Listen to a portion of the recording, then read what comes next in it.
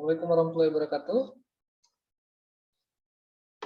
Teman-teman, hari ini kita akan bicara soal hormon emosional terkait dengan perempuan yang sering dikait-kaitkan bahwa soal menstruasi bisa meningkatkan hormon emosi.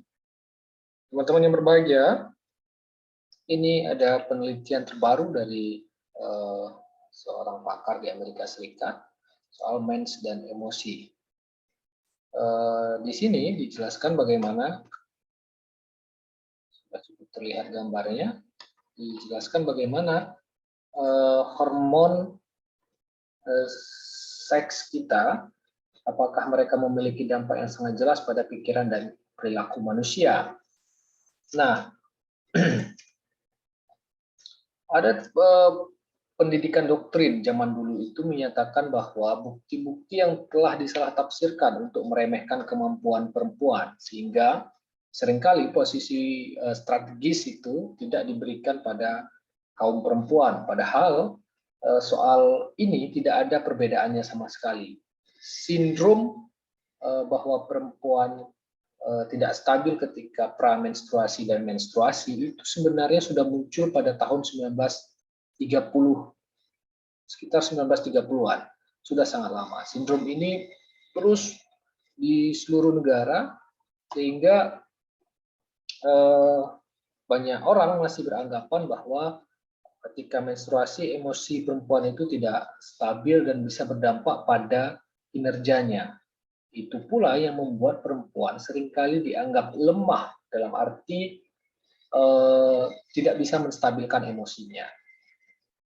Bayangkan sejak tahun 1930 saja hal ini sudah ada dan sudah berlaku di seluruh dunia.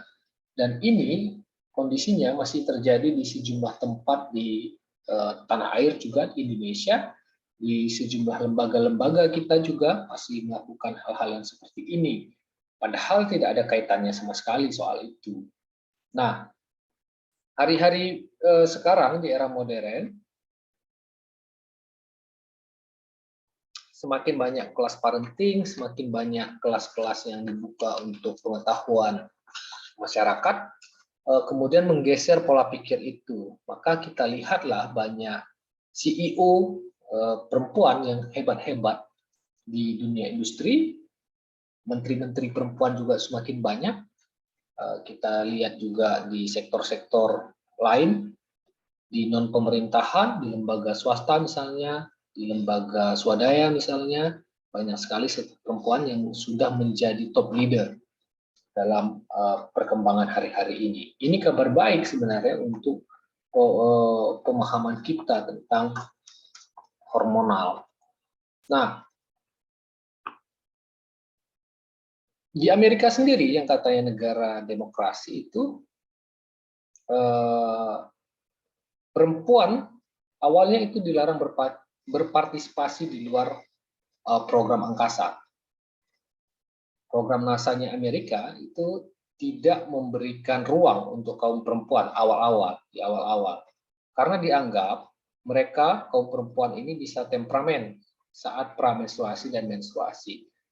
Nah, ketika menganggap PMS perempuan, menstruasinya perempuan bisa membawa perubahan kognitif dan emosional yang kurang diinginkan oleh kantor itu, beberapa gejala yang diamati mungkin respons psikosomatis atau bukan hasil perubahan biologis yang tak terelakkan ke otak.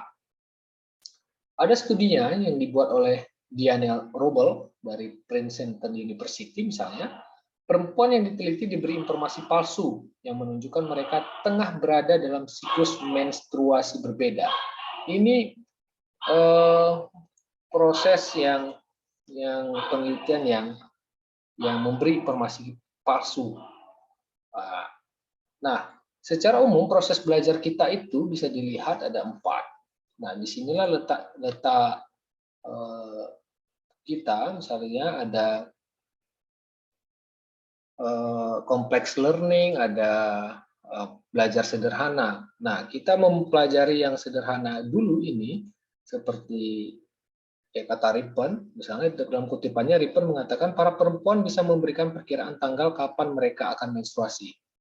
Tetapi Anda bisa memberi mereka tes darah palsu dan mengatakan Anda sekarang dalam fase pramenstruasi atau Anda berada dalam fase intermenstruasional. Artinya penelitian itu, penelitian yang tadi kita sebut, yang dilakukan oleh Diana Rubel dari Princeton University ini memberitahu pada sampelnya, pada kaum perempuan yang diteliti bahwa mereka sedang berada di fase pramenstruasi atau intermenstruasional. Padahal mereka itu belum masuk ke tahap itu, gitu ya. Ini kita untuk meluruskan bagaimana kekeliruan-kekeliruan yang pernah terjadi. Gitu. Mereka kemudian kita lanjut tadi, setelah diberi informasi palsu tadi itu, maka terdoktrinlah di kepala perempuan tadi. Mereka kemudian diminta mengisi kuesioner penelitian tentang berbagai elemen saat menstruasi. Studi ini menemukan bahwa para perempuan yang diberitahu bahwa mereka berada dalam fase pramenstruasi jauh lebih mungkin untuk melaporkan gejala PMS. Bahkan jika tidak, mereka tidak pada tahap siklus tersebut. Hal ini mendukung gagasan bahwa beberapa gejala muncul dari sugesti mereka. Nah, disinilah letak kekeliruan awal-awal itu. Bahwa sugesti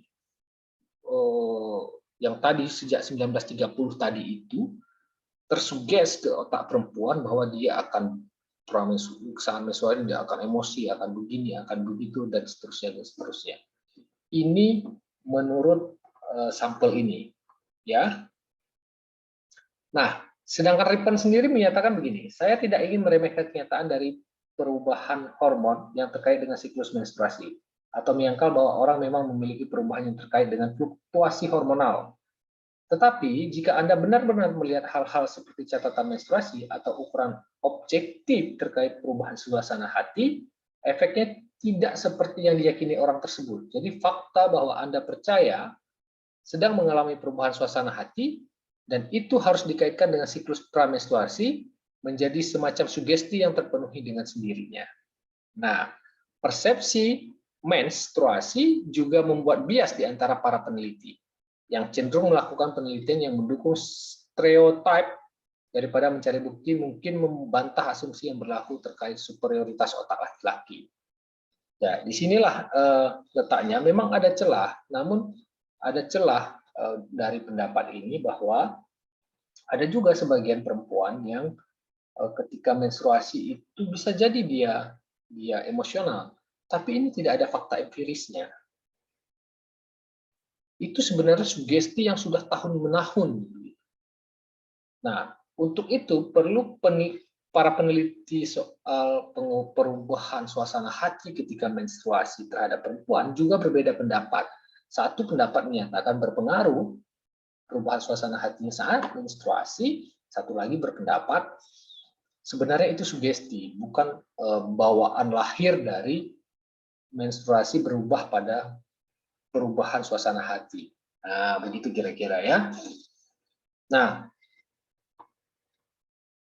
menurut Rippon, perempuan mungkin mengalami peningkatan kognitif pada titik-titik tertentu dalam siklus menstruasi. Misalnya, sebagian besar telah diabaikan karena keasikan para ilmuwan dengan persepsi kelemahan wanita. Kami telah melakukan beberapa penelitian yang menunjukkan bahwa secara kognitif ada fluktuasi saat siklus menstruasi, kata si Rippon. Memori kerja verbal dan spasial, misalnya, membaik ketika estrogen berada dalam level tertinggi. Dan bahwa ada perubahan yang sangat positif tentang waktu ovulasi, peningkatan respon terhadap informasi sensorik, misalnya, dan peningkatan waktu reaksi. Nah, ada sisi positifnya ketika waktu ovulasi itu. Ketika puncak indung telur, ini misalnya hormon ketika estrogen berada dalam level tertinggi, itu kinerja verbal dan spasial perempuan itu lebih lancar berbicara misalnya.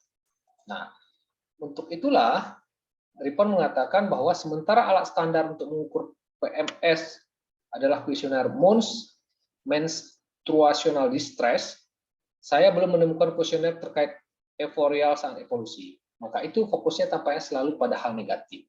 Nah, artinya peneliti Ripon tidak meyakini bahwa sebegitu buruk dampak menstruasi pada perubahan emosional perempuan. Bahwa ada terjadi peningkatan hormonal, iya, tapi cenderung malah positif. Misalnya dia berbicara lebih lancar, bukan pada soal perempuan tidak bisa mengendalikan dirinya sehingga emosional, sehingga dia tidak layak mendapat tempat di posisi jabatan tinggi. Nah, itu menurut ahli psikolog Ripon dari Amerika ini, dia menyatakan tidak setuju dengan pendapat itu. Tinggal lagi penonton yang berbahagia, doktrin yang 1930 sudah dimulai bahwa ketika menstruasi perempuan tidak stabil, hormonal meningkat dan segala macamnya, coba deh Anda rasakan di diri Anda, apakah itu benar adanya atau jangan-jangan gejalanya itu seperti Ripon bilang, tidak cenderung negatif, bahkan positif. Silakan Anda mencoba di rumah ketika menstruasi atau pramenstruasi, melihat-lihat gejala pada diri Anda, apakah Anda cenderung marah pada anak, apakah Anda cenderung marah pada suami, pada istri, dan seterusnya dan seterusnya. Atau malah Anda merasakan dampak positif lain, Anda berbicara lebih baik, biasanya Anda cenderung agak terbata-bata, lebih diam, dan dampak-dampak positif lainnya. Mungkin itu yang bisa saya share. Terima kasih, sampai ketemu lagi. Assalamualaikum warahmatullahi wabarakatuh.